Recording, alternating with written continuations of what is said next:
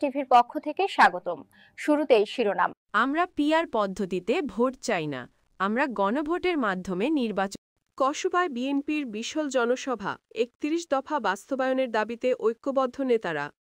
তানভীর আলম ঢালির তথ্যচিত্রে বিস্তারিত জানাচ্ছেন আকলিমা রশিদ ঢালি।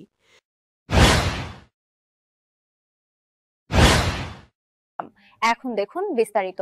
ব্রাহ্মণবাড়িয়ার Kasba Chargachh NI Bhuiyan degree college মাঠে শুক্রবার বিকেলে ৩১ দফা বাস্তবায়নের দাবিতে স্থানীয় বিএনপির উদ্যোগে অনুষ্ঠিত হয়েছে এক বিশাল জনসভা।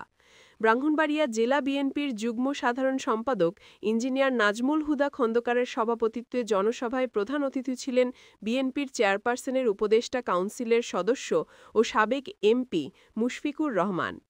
বিশেষ অতিথি হিসেবে উপস্থিত ছিলেন আখাউড়া উপজেলা পরিষদের সাবেক চেয়ারম্যান ও বিএনপির সাবেক সম্পাদক নাসির উদ্দিন হাজারী, কসবা পৌরসভার সাবেক মেয়র মোহাম্মদ ইলিয়াস, জেলা বিএনপির সাংগঠনিক সম্পাদক আবুল মনসুর মিশন, নির্বাহী সদস্য আলহাজ খন্দকার বিল্লাল হোসেন এবং আবু হানিফ খন্দকার সহ স্থানীয় নেতৃবৃন্দ।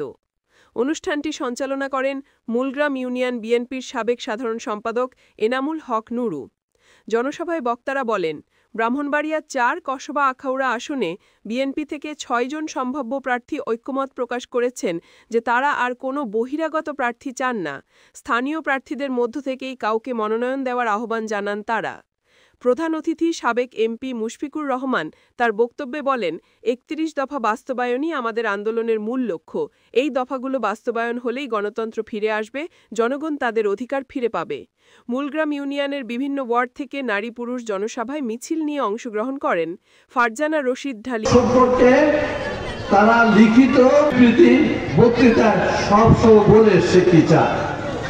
আমরা গণভোট চাই না, আমরা চাই আপনাদের ভোট।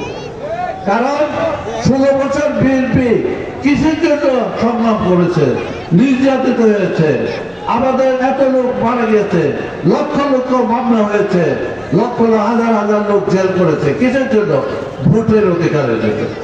সেই ভোট চাই, নির্বাচন চাই। আমরা আমাদের প্রার্থীদের পক্ষে ঐক্যবদ্ধ আছি। এখান থেকে যারা দানের শীর্ষপতিকে নির্বাচন করবে, আমরা দানের ভোটে বিপুল ভোটে বিজয়ী করবো ইনশাল্লাহ।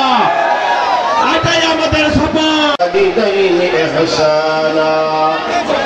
إما يبلغن عندك الكبر أحدهما أو كلاهما فلا تقل لهما أف ولا تنهرهما